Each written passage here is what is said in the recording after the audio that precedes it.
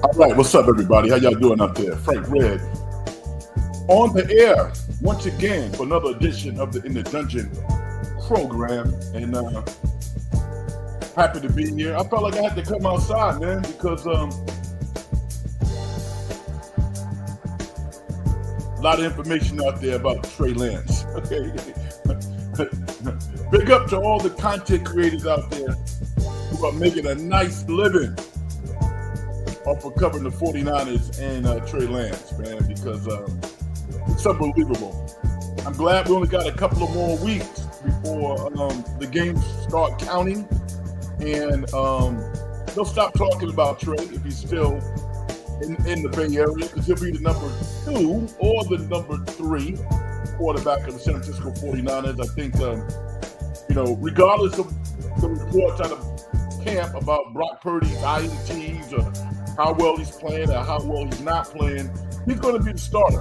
And I think he should be the starter based on what he did last year. And I'm comfortable with that. But there's a lot of information out there about Trey Lance to me that I don't think is correct, personally. It's just my opinion. I'm not in practice, but I do use logic. And I want to clear some of that up tonight. I said that, listen, and this is what I said on Twitter. I said, Twitter, if you will. I said, listen, it's okay to say that Trey is not playing well. He didn't play well last week, although he wasn't horrible either. But he's not. But he doesn't suck. And I think that narrative is starting to build some steam. And I want to talk about that because it's simply not true.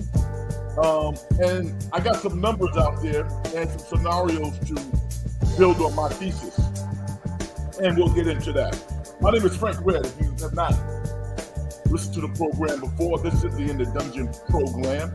And we are on a slow ride. I thought it would be a fast track, but it's a slow ride to 100 subscribers of the In the Dungeon program, at which time we'll open it up a little bit. We'll start having some guests on the air, and we'll talk back and forth. And presumably, I think that eventually people are conditioned to listening to multiple people talk on YouTube, unless you are an individual and you are just going on a rant and you're shocking people and you're saying things that you know will get a rise out of people. But if you're just having a conversation about a particular subject like sports, it's going to take a while. And that is all good. I have no problem with that.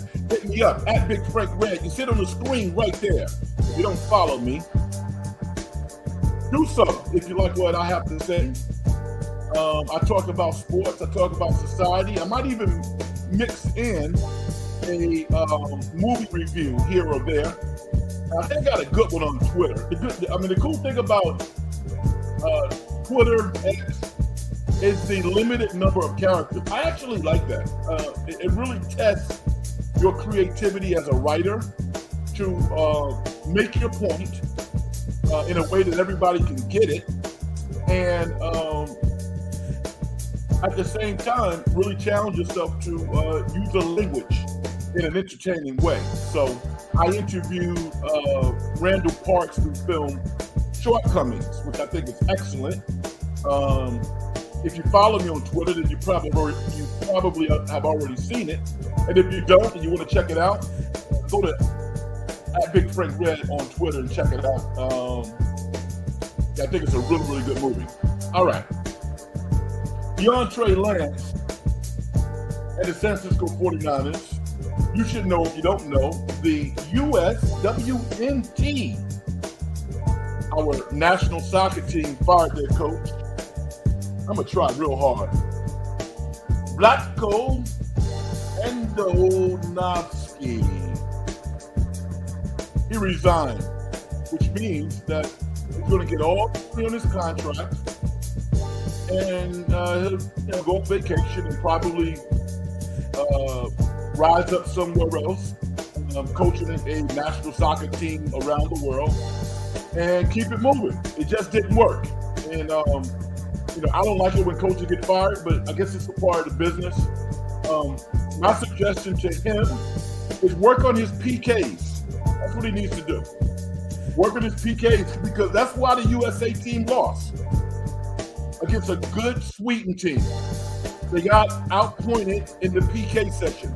I guess that's the coach's fault. Doesn't the coach kick soccer balls during the PK session? Oh, he doesn't? Okay. All right. Anyway, I'm excited about the future of our soccer team. We've got a lot of talented young players and some vets who can still play. So they won 2 straight World Cups. They came up short this time. The team they lost to, Sweden, I thought balled out until they lost. So for a casual soccer fan like myself, it's not a tragedy. For people who are heartfelt, dug it deep on this, to see the United States not make it past the quarterfinals, I get it. It's all good. All right. Also, want to talk a little NBA. First of all, the cohesion of our World Cup men's basketball team it has been entertaining for me to watch. They played a tough game a couple of days ago against Spain, and they got tested a little bit, but I like how we're playing, man. I really also like how Steve Kerr is coaching these guys. I mean, they're not running the Warriors offense, but the mentality of our USA team is very similar to the Warriors. A lot of ball movement, a lot of cutting, a lot of selflessness among all of the players. And again, I think, for people who knock Steve Kerr, and he's not perfect, you got to draw the conclusion that this guy is a phenomenal leader, because he has been able to galvanize a group of players in a very short period of time to get them to buy in and play the style of basketball that he loves. This is really, in this environment, more of the Arizona Wildcats and the Golden State Warriors. If you go back and you watch Kerr at Arizona, they were a beautiful college team to watch. A lot of passing, a lot of cutting, outside shooting, and I'm hyped. Some of the breakout stars, Anthony Edwards to me has been probably the biggest breakout star. Jalen Brunson has played extremely well, but I expected Jalen to do what he's doing. After Anthony Edwards, I would say Austin Reeves, man. Austin Reeves is turning into a big star. And it'll be interesting to see how his confidence that he's playing with now manifested itself this winter when he plays for the Lakers. Because I got to think that they're watching him now and saying, you know what? Homeboy can do more. And we're going to put the ball in his hands a little more. And I think that would bode well for the Lakers. So, you got any comments about our USA Men's World Cup team based on what you've seen thus far? Comment in the comment section. And that would be cool. I'd love to talk to you about that. But Anthony Edwards, to me, has been he's been a 180, man. This guy has really, really, I think, changed the minds of a lot of people. He looks like a perennial all-star. Not only a perennial all-star, but a potential ambassador of the game. And that's beautiful to see. Coming off the Ja Morant stuff down there in Memphis, I'm hoping that he rebuilds his character and goes on to have a phenomenal NBA career. No more hiccups. But I think that the NBA is going to be hesitant to put him out there front and center to represent their organization. I think they're looking at a guy like Anthony Edwards and saying, okay, that's the guy that we might want to roll with, as some of the great players in the history of the NBA start to wind down their careers. All right. James Harden was over in China and dropping bombs is a cliche. This dude he just let off is what he did. He dropped some bars. How about that? Let's just use a hip hop context. James Harden was over in China dropping bars. And he basically said his general manager, Daryl Morey of the Philadelphia 76ers, is a liar. And he said, you know what? You didn't hear me one time, I got to say it again. And I think no one's going to feel sorry for James Harden. He's made a lot of money. He's left a lot of money on the table. Requested trades in the past, but you do have compassion for him, and it's not absurd to draw the conclusion that maybe there was some conversations between he and Morey about an extension that never came, or the fact that they were going to try hard to move him. And apparently that's not going to happen either. So there's some hard feelings, and this is not the first time that, we call it miscommunication, but it could be that outlying that happens between NBA organizations, professional organizations, and players, the agents. It can be a dirty game. The flip side of this, from Harden's perspective, is he's made a lot of money. So it's really not about the money, I don't think. And I'm saying it's not about the money when he could have conceivably signed an extension for, $180 million, something like that. So nothing to sneeze at. But he's not going to miss any meals in his life anytime soon. But I think it's the principle of it. I think if it's really about communication and somehow that got lost between those two guys, I think that's what it's about. Interested in getting your opinion on whether or not you think Harden is going to show up to Philly and play. If he does, in shape, will he be in good standing with his teammates? Will he not play hard? I mean, what do you think is going to happen? I'm interested in your opinion because it's not going away. That scenario also sets up, the Dame Lillard deal. Because for the past 2 or 3 weeks, we really haven't heard anything about Dame Lillard. And I think that the consensus is, this is just me, I haven't heard anything, that if Dame Lillard has to go to camp because he's a class act, I think Portland just feels Dame's going to go to camp. And if he has not been traded, he's going to show up and be the pro and the Hall of Famer that he is. I don't know if that helps Dame or it hurts him, to be quite honest with you. I really don't know, because I don't think Dame Lillard showing up in Portland and even starting the season really helps him. I don't think it helps him. How does it help him? I don't think so. So, you want to talk about Harden? You want to talk about Dame Lillard? And I'm going to say this also. I don't know the title of it, but I saw Dame Lillard's new video, man. Dame has maybe his best hip-hop song that I've heard from him. He's been very, very consistent. If Dame Lillard was on a major label, he would probably be a platinum artist. That's how good a rapper he is. And guess what? He's getting better. He's getting better as well. So, if you're a Dame Lillard fan, you like his music, then look for it on Spotify, YouTube, or some of these other musical platforms, because it's not a novelty with Dame Lillard. This dude really loves hip hop. He's putting the time in, and you can tell by the music that he's making.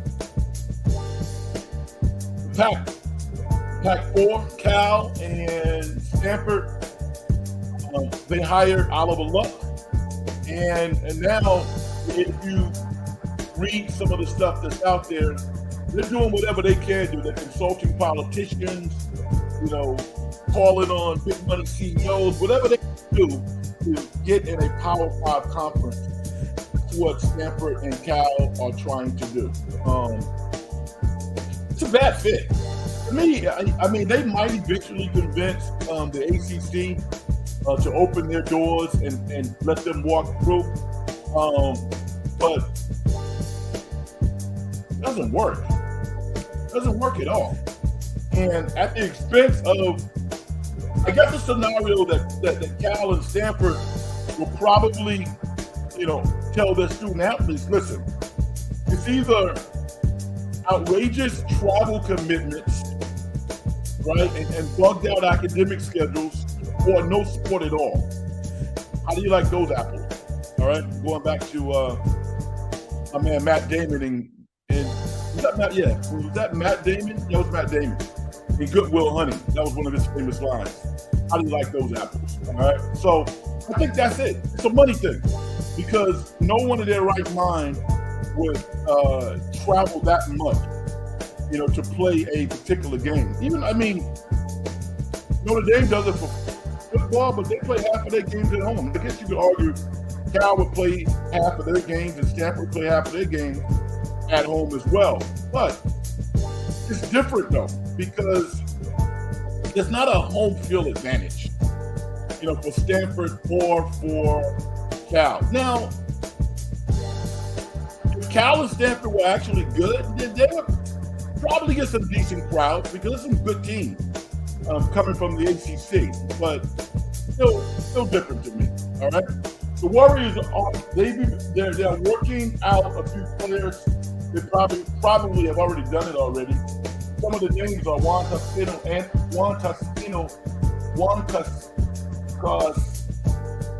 Cascano Anderson, my guy, Dion Waiters, Trey Burke, Tony Snell, Ken Basemore, Harry Giles. It's personal. It really is personal because I think they could take any one of those guys would be a good fit, with the exception of Dion Waiters. And only I say Waiters because I don't think he has any allegiance to the Warriors. So the last time he played, he actually played pretty well with the Lakers. So I'm rooting for Juan. I think Juan would be a great addition to the Warriors because he has a functional skill, which is defense. Juan can play defense. Kirk trusts him on that end of the floor, and that would not be just kind of a throw-in.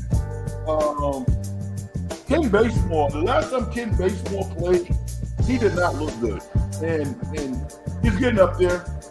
Harry Giles, if you go by his tape he put out this summer, he looks pretty good physically. He's 6'10". Certainly looks like a real player, and he doesn't seem like he's a great fit for the Warriors to me, but who knows? Trey Burke, I think it's Chinatown for Trey Burke. I like Trey. He's played a lot of years in the NBA, but I don't think he's going to be on the Warriors next year. So I think it'll come down to Juan and Kent Basemore. Juan, Kent Basemore, and Harry Giles has an outside chance. SG, what's up, brother? How you doing? Thanks for checking me out, man. I appreciate you. All right, that's the rundown on some of the topics that I put out there. And now it's up to you to hit me up in the comments, the chat section, the comment section, to decide if you want to comment or not. A couple other things that happened that I want to throw out there that I'm happy about. Ezekiel Elliott signed with the New England Patriots for $6 million, and Dalvin Cook signed for $8.6 million potentially with the New York Jets. And you know what, man? Based on the market, Ezekiel Elliott, his deal is not embarrassing. Zeke got a decent deal from a professional organization in New England, which is going to allow him to play football in a way that I think really showcases his talents. He can still run the ball. He had 12 touchdowns last year. He's one of the best blitz blockers in the NFL. So he's going to help Mac Jones quite a bit. And Dalvin Cook, Hall got hurt last year. They need a home run hitter. He's going to be able to help Aaron Rodgers quite a bit. So it's good to see those two veteran players get paid and make some money and go to teams where they can actually contribute. So that was a good look for them. SJ, you have so much knowledge about the Warriors basketball. Yeah, well, I follow it. Basketball is my favorite sport, but I follow it all, man. I'm a little jealous about people who actually do this every day. I had to come on tonight. I really did because, I did the show prep. And here's the thing. Content creators, YouTube and podcasts, they've changed the game. They really have. They changed the game in a good way. In this instance, you can't work for a commercial radio station or a newspaper and mail it in anymore. You can't do that. You got to work. You got to get out there and bust your tail, utilize your sources, get in your car, drive to practice, look at the stats, learn how to write, build a thesis. You got to do a lot of stuff. And, I don't do this every day because I do other stuff. I got other stuff to do to pay the bills, but I am just as into it, man. I love this stuff. And I was just feasting off of everything that people were saying about Trey Lance. Let me make an observation about Trey Lance. After I get you in there. You should be a Golden State Warriors basketball analyst because you know as much about the sport. Okay, let me say this. The best analyst that the Warriors have, he's been so for decades, is Jim Barnett. I've had the pleasure to actually talk to Jim Barnett on several occasions, some in the basketball arena and some in a different arena. I don't want to say what it actually was, but it was, he was helping the community late at night. I'll just say that. And Jim Barnett, man, what a great guy. I'm happy that he's still a part of the Warriors broadcast on radio. Does a phenomenal job. Tom Tobin's good too. Tom is good as an analyst. And I'm going to say this. I think it took a couple of years. And I think Kalina Azubuike is really starting to find his lane. I think his first year or two was kind of tough, because he was trying to figure it out. It was not an easy transition for him to make. But big up Kalina Azubuike. I'm happy that he is kind of finding his footing. And, he feels like the Warriors analyst now, sitting next to Bob Fitzgerald. So I'm happy for him. I'm a big fan of In the Dungeon Show. Man, listen, brother. I'm a big fan of yours because without you and some of the other people that are listening to the program now, I would be talking to myself. And that's okay sometimes, but it's good to have that involvement. And also, as a host, you always remember who was there with you at the start.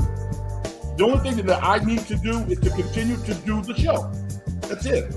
I think we'll get to an inflection point where I'll be able to turn things around, but there's a lot more that I can do to promote the show that I'm not doing. On social media, a lot of different things, but I'm a one-person show, and I'm doing it because I love to do it, man. That's the dip right there. It makes me feel I'm a part of the show when I'm joining live with live chat. Yeah, man. Yeah. I mean, you like to be a part of the live chat. There's other people out there that just like to sit back and listen, and that's all good. Let me make my point about Trey Lance.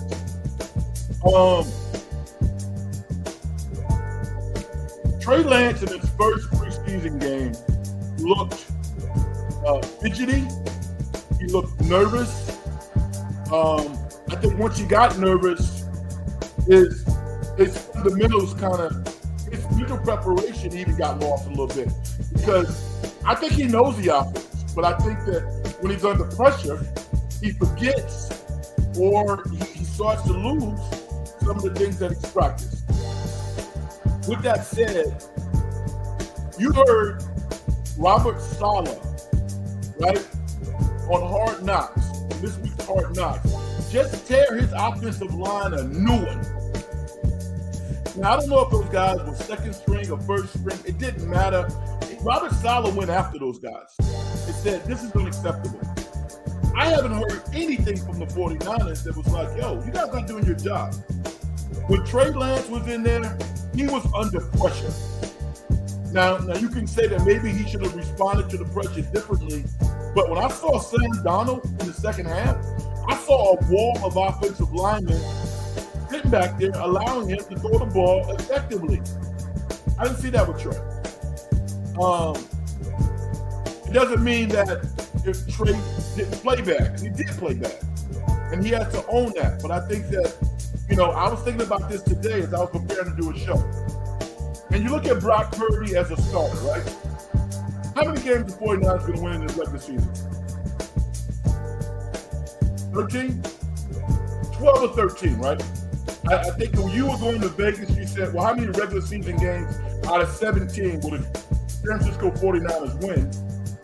The number is going to be between 11 and 13. It's probably closer to 12 and 13, right? If something happened and all of a sudden Trey Lance was the starter of the 49ers, how many games would the 49ers win if you go on to Vegas? It would be 11. And I can't conceive the 49ers losing 7 games with Trey Lance at quarterback. I don't see it. I think maybe 11-6, probably 12-5. Think about that for a second.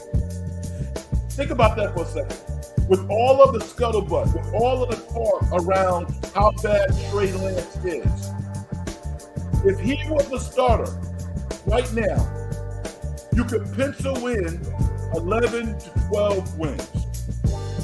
So he's not that bad, right? Anybody who can go out and win 11 to 12 games, it's not bad in the NFL. So let's kill that narrative. Brock Purdy's better. He's better suited for this offense.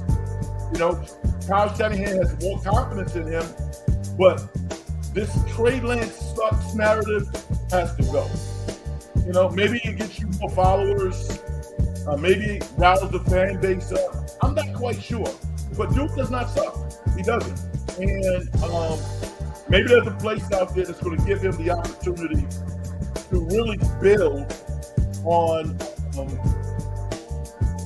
the skills that he has, to the extent that he can become a pretty good NFL starting quarterback. What was really funny, now you guys saw Anthony Richardson, right? The rookie quarterback of the Indianapolis Colts. Did not look good. Threw a pass for an INT like he was throwing like a pebble in a lake. Remember when you go to your cousin's house or if you live around a lake somewhere and you throw rocks to see who can skeet off the water the best? That's actually a sport. People actually get money doing that. That's the pass that Anthony Richardson threw this weekend. And guess what his coach said? Well, great job, Anthony. You're going to be our starter. Yay! I thought that was funny. And Trey Lance? Well, I don't know about Trey. I'm off on Trey. And Trey's national news. And it's just amazing to me. For a guy who's been on the field so little, is talked about so much. And then they said, well, he's a top draft pick. Even Kyle Shanahan said, well, he was a top 3 pick. But a month ago, Kyle Shanahan basically alluded and said, you know what?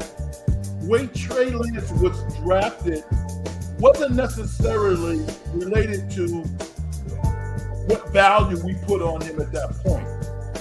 It was more about wanting to get a guy who we think can play and develop into a good quarterback in a salary slot that was manageable for the organization, or we could ideally take that big salary shot at quarterback and pay the other players. That's what Kyle Shanahan and John Lynch basically said. Makes sense. It's logic. It's an unorthodox way of running your organization, but it's not absurd when I heard it. And Larry Kruger actually articulated that point on his podcast. And I was like, wow, that's really interesting. So it wasn't about Trey being like the third best player in the draft necessarily. They were high on him, but it was about getting a quarterback in that that position, the quarterback position, who was really good, who was going to develop into a possible superstar and keep him at a salary spot that will allow us to go out and pay our other players. It's interesting now that both are still not signed.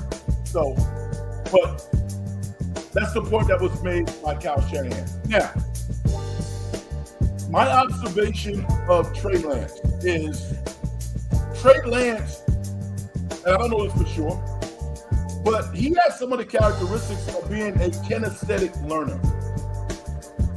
All right, and I might be mispronouncing the word, but I think I'm saying it right. Kinesthetic learner.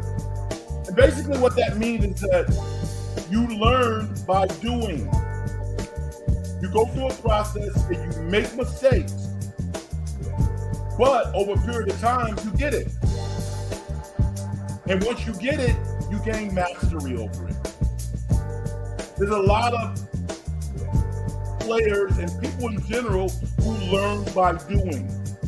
You know, you've heard a gazillion conversations. Someone says, yo, man, yeah, I mean, I need to do something to really learn how to do it well. I can't necessarily look at a tape or read a book and gain mastery. Some people can do that. You know, some people are very analytical. Brock Purdy appears to be very analytical. You know, to the extent that he was in the background, just laying back, reading his playbook, assessing what the other guys are doing on the field. And then when he got an opportunity, he was able to transfer that mental knowledge that he had gained right to the field very smoothly, because maybe that's his learning style. You know, I'm gonna give you a name. Back in the day, there was a guy by the name of Vinny Testaverde. All right, some of you football legends out there might know who he is. Vinny Testaverde was from Long Island, where I'm from in New York. Went to Miami, had one of the best careers in the history of the Miami Hurricanes. And then he ultimately played in the NFL probably 12, 13, 14 years. But really didn't hit his stride until probably around year 7 or 8. And people thought that he was going to be a bust. And he never became a superstar. But I think history would say that Vinny Testaverde had a very respectable career. But it didn't happen right away. The same can be said for Geno Smith. Yeah, the Geno Smith that everybody used to laugh at. You know, I never laughed at him. I don't mean everybody, but a lot of people had written him off as somebody who was never going to make it as an NFL quarterback. A lot of INTs, a lot of fumbles, a lot of frustration, and he just kept hanging around, right? He believed in himself, and he found a coach who believed in him. And now, yeah, I mean, I'm sure a lot of people are saying right now, Red, it's only 1 year. He played 1 year of good football. What is he going to do this year? You know what? I didn't even see him play he hasn't played in the preseason. But I like Seattle's team, man. And anybody who thinks it's going to be a cakewalk for the 49ers to run over Seattle, you're mistaken. That's a good football team. That's a really solid defense. They're committed to running the ball. They got good receivers. They got a good coach who holds everybody accountable. Seattle is going to be a serious challenge for the 49ers. But those are two names I'm putting out there. And Trey Lance may never make it in San Francisco. And that's okay. But as a fan, I don't want anybody to buy into the narrative that the guy can't play. Because he can play. Yes, he can. Remember that jump little pass that he made to the two, I guess it was tight end, I'm not quite sure. That was beautiful. Not many players can make that play. And he made some bad throws. I mean, the end zone touchdown, if you will, should have been a pick. He had no business scoring that ball. And the dive play with a linebacker cut in between the receiver in the middle of the field, I think that was a better defensive play than it was a horrible throw. The guy was full extended with both hands. You know, if an outfielder makes a catch like that in Major League Baseball, he's on ESPN in top 10. So I didn't think that was a horrible play by Trey. He should have made a better decision, but that was a better defense. I thought was a horrible decision by him. Vinny Testaverde retired with more career passing yards and touchdowns than other enshrined Hall of Fame quarterbacks. Wow. Such as Joe Namath, Roger Staubach, Joe Montana, and Steve Young. Wow. That is amazing. Want to be my producer, SG? No, I'm joking. You can tell I don't have a producer, right? I'm just going off of this. I watch a lot of football. And I didn't put Steve Young's name in that category, but I could have. How many people remember Steve Young playing for the Tampa Bay Buccaneers? It was not pretty. It was not pretty. It was pretty ugly, is what it was. And then, and people literally were talking kind of like the bus conversation around Steve Young. Hall of Fame Steve Young, you know? And he sat behind Montana for like, what, 3-4 years? And when he got his opportunity, he never stopped. But there were people associating the word bust with Steve Young, which is crazy. So, lay off Trey Lance a little bit. Now, one stat that I did look up. What do you think Sam Darnold's career numbers are? Sam Darnold was all the rage. Oh, he's a number 2. Oh, Sam Darnold can throw the ball. Oh, he understands the offense. Oh, he's great. Oh, yeah? You know what Sam Darnold's career numbers are? This is year 7. 61 touchdowns, 55 INTs. I don't even want to count the fumbles. If that was if that was Trey Lance's stats, what would they be saying about him? That dude would not get a chance to hang around the NFL for 7 years with 61 touchdowns and 55 INTs. It wouldn't happen. This is year 3. This is year 3 for a guy who's barely been on the field.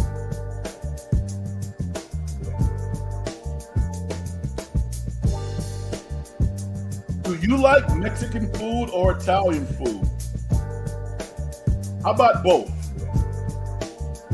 I love Mexican food. As a matter of fact, I'm going to have Mexican food tonight for dinner. I haven't eaten yet. Italian food, I love it. Spaghetti, lasagna. I think I mentioned it before, but one of my go-to meals when I want to put smiles on people's faces, I go to my patented ground turkey with sausage and spinach lasagna.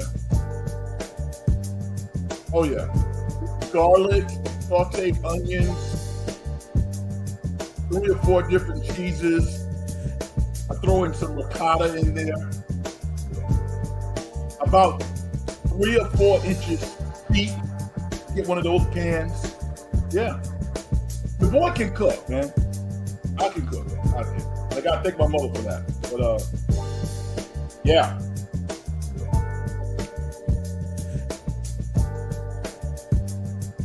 SG, you mentioned some names now. Let's talk about context though. Troy Aikman, Terry Bradshaw, Kurt Warner. Nah. We're not ready to put those. No, we're not ready to put Trey Lance in the category with those 3 Hall of Fame quarterbacks. The era of football was different, all right? So it's not the same. First of all, Troy Aikman was one of the most accurate quarterbacks in NFL history. So, no, he didn't have big numbers, but he won 3 Super Bowls, and he was profoundly accurate. So, you know, those weird throws out of bounds at people's ankles and stuff like that, until he started to get older. You didn't see those passes from Troy Aikman. He was a master center. So he was outstanding during the time which he played. And I think he probably knew that there was something after football. So leave Troy Aikman alone. His stats are not great, but he's a first ballot Hall of Famer, 3-time Super Bowl winner, and unbelievably accurate. Kurt Warner was a great story, and he showed up big when he had to. So, he's etched in stone. I don't think that you can, touch him either. Terry Bradshaw won 4 Super Bowls with the Pittsburgh Steelers, and I'm going to say this about Terry Bradshaw. Terry Bradshaw had a big arm. He threw bombs to Lynn Swann and I think of the other receiver. I'm not going to butcher his name. He's Hall of Fame as well. But Terry Bradshaw belongs in the Hall of Fame where he is. Let me say this about Terry Bradshaw. There was a quarterback that played for the Pittsburgh Steelers, and there's documentaries about him. His name was Joe Gilliam, right? And Joe Gilliam was a black quarterback who went to, I believe, an HBCU. This dude had a gun on his shoulders, and he never got an opportunity to compete for the starting quarterback position for the Pittsburgh Steelers. Chuck Noll never gave him a real opportunity. And when he had an opportunity, he actually flashed to the extent where Chuck Noll made him a starter. But I think he was trying to just kind of like lit a fire under Terry Bradshaw. And ultimately Bradshaw became, a Hall of Fame quarterback, 4-time Super Bowl champion. But for those that know football, Joe Gilliam could have been the starting quarterback for the Pittsburgh Steelers, but he never got the opportunity. He never got a real opportunity. And I actually think that had some effect on his life because he had some issues with drugs and his life didn't necessarily turn out the way that I'm sure he and his loved ones wish that it would have. But what a talented guy, all right? Taking you back in the Wayback Machine, all right? Frank Red, you're making me hungry. I'm just using descriptive language, brother. That's all I'm doing. And if you're hungry, that means I'm doing my job well. All right?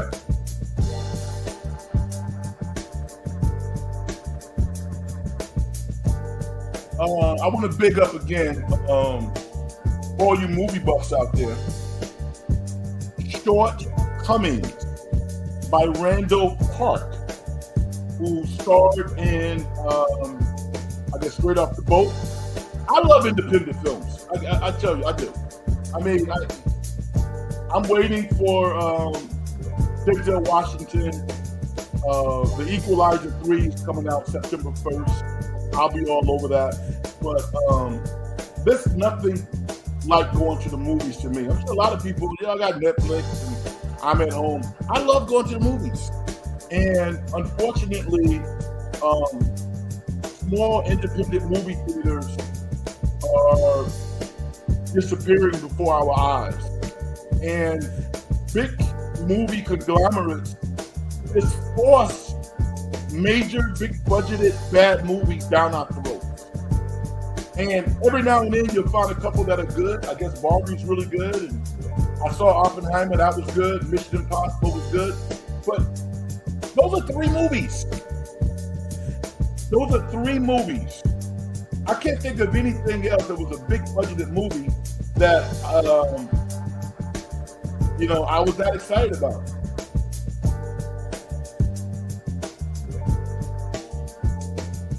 You should watch the movie American Underdog, which featured Zachary Levi portrayed Kurt Warner, and it's such an inspirational movie to watch. Yeah. I didn't see it, but I remember when it came out. I think the next movie that I'm interested in seeing is The Equalizer with Denzel Washington. And I'll say this. There's only, and I said it before, there's only 2 movie stars left. I'm talking real movie stars. Tom Cruise is the biggest movie star in the world, even at this stage of his career. He's still the biggest movie star. And I'm going to say Denzel Washington is number 2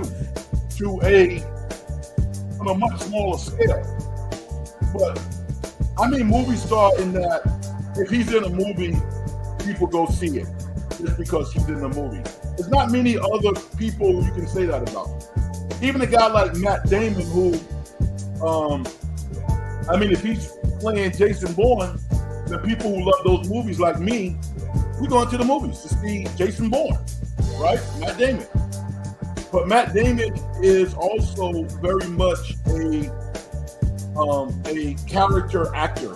You know, he can really get into a role and do a phenomenal job and not necessarily drive a movie. For instance, Oppenheimer. Matt Damon was great in Oppenheimer. But I mean, he's not the reason why you went to the movies. He's one of the reasons why you might watch Oppenheimer. He did a phenomenal job. Robert Downey Jr., again, I think it depends on the role. You know, he's a great actor and he will flash, but I don't think I would call him a movie star. I would call him somebody who gets great roles, who makes great business decisions, and he's a star. He's a Hollywood star. But Tom Cruise and Denzel Washington, to me, are the only two movie stars. I would love for somebody to tell me that I'm wrong and tell me why.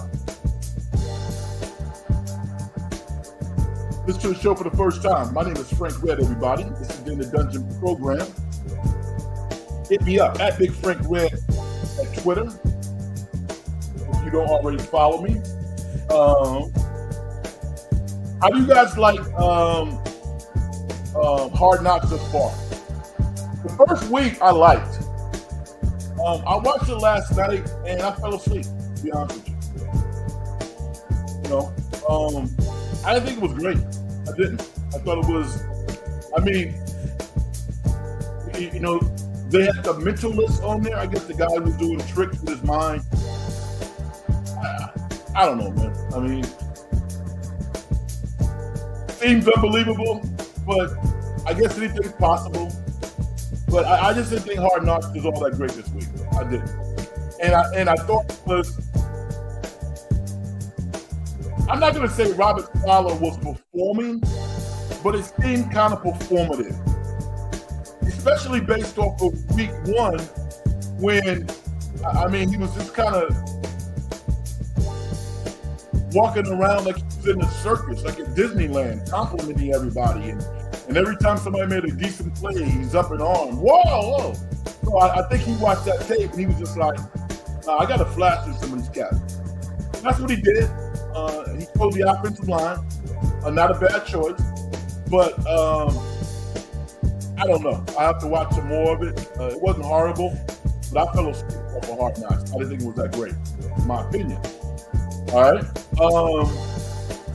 But we are 2 weeks away from college football. I'm one of these people that I can watch college football on its own and not compare it to the NFL. I think that's why football is so great, because both of those leagues have their separate fan bases, and they have a confluence of fans that like both sports. But college football fans and NFL fans are different, particularly in the region. I used to live in the South for a very short period of time when I was training for a sales position. And wow, I'm talking about rabid college football fans in the South. Unlike the West or even the East Coast, but in the South, they love college football. They do. Vicky, how are you? What's up, Vicky? Thank you for stepping in the dungeon. Appreciate you.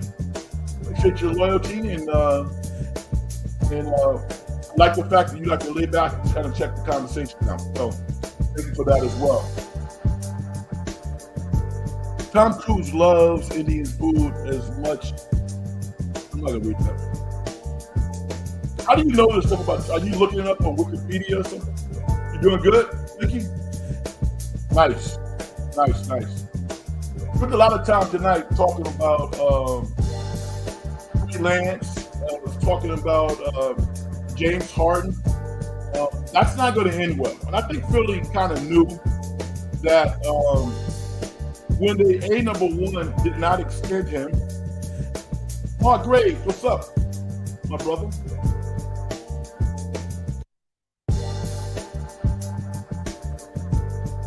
We're talking about some things tonight, man. We're talking about Trey Lance and how I'm happy for the content creators. Content creators are eating well. Talking about the 49ers and Trey Lance, man. I mean, think about this. ESPN is promoting like trampoline basketball. That's how much people are feeding right now, talking about sports. It's really, I mean, yeah, the WNBA, I mean, we like the WNBA, right? But it is what it is. It is an emerging sport. People can't wait for football season to start. And, you know, it's funny we look at like an ESPN and some of these other major networks. They're trying to make you pay more money by watching trampoline basketball. I'm telling you how great it is. I mean, come on. They live and die with the NFL. To a certain degree, the NBA, and everything else just kind of falls in line. If you listen to the morning shows, give them credit, they're professionals. They talk about the same topics every day. You know, I mean, that's why Stephen A. will go away for a couple of weeks. They'll have a cast of characters because they talk about the same thing every day. Ryan Iglesias, what's up, my man? How you doing? Love reading your stuff. Thank you for stepping in. Appreciate you. I'm already burnt out about the 49ers quarterback. Oh my God. It's a Spanish novella, man. That's what it is. I read Mike Lombardi's comments about Lance. Yeah, it was either yesterday that I saw it or either early today. Yeah, I basically said the guy can't play, right? Basically. Yeah, I saw it. And I should see Mike Lombardi around quite a bit because he used to work for the Raiders. I covered the Raiders. And he's been right sometimes, but he's been wrong a lot too. He's been wrong a lot. And as long as there's a Geno Smith in the world, as long as Vinny Testaverde happened, I'm not writing Trey Lance off. I'm not going to do it. I will not do it.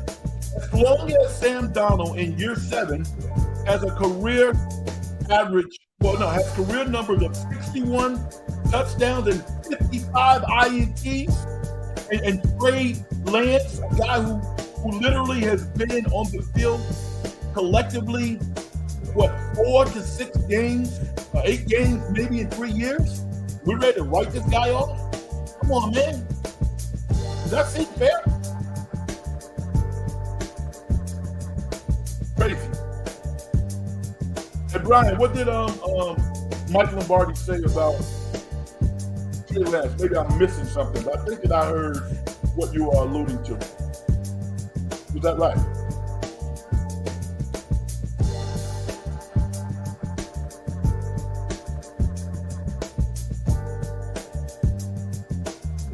Hey, says G. How you doing, Sports Update? It's pretty cool. You know what? England is really good, and Spain is good. So shout out to both of those teams. And it wasn't so darn late that maybe I would check it out. But now that our women are no longer playing, it's not worth me staying up that late. But I big them up. I was quietly rooting for Sweden because they knocked off the USA. But oh well.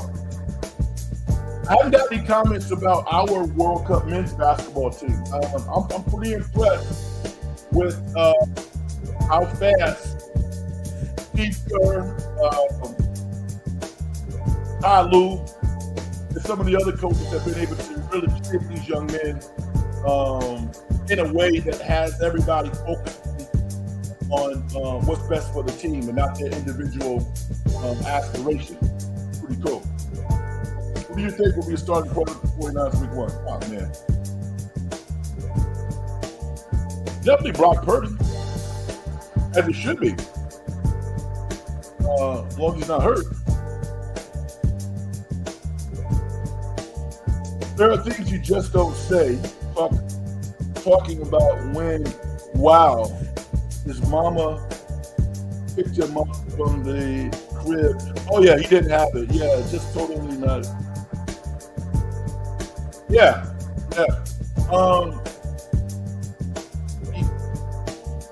I did hear him make that analogy, and it really didn't stick with me that much. But now that I'm reading it in print, it definitely has a different feel to it. It hits different. I would agree with you, Ryan. I don't know where he was going with it. I don't necessarily know if he was trying to go, make an insensitive comment. He probably thought he was trying to be funny, and he wasn't funny. I just question. Sometimes he says things from a football perspective that are just not true. But yeah, I don't like that comment. Reading it now, I don't like it.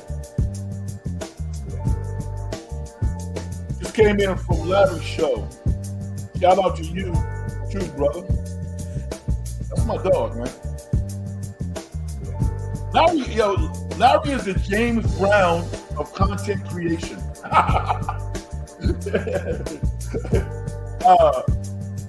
Larry's in his wheelhouse right now, and he's doing a phenomenal job. That's one of his words, phenomenal, and I'm really happy for him. Larry and I did our first sports talk show together in San Francisco about 20 years ago. Yeah, about 20, probably 20 plus years ago. And we've been friends ever since then.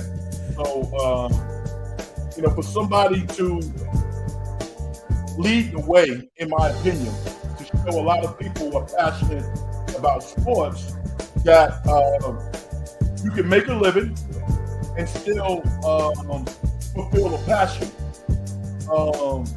It's awesome to see.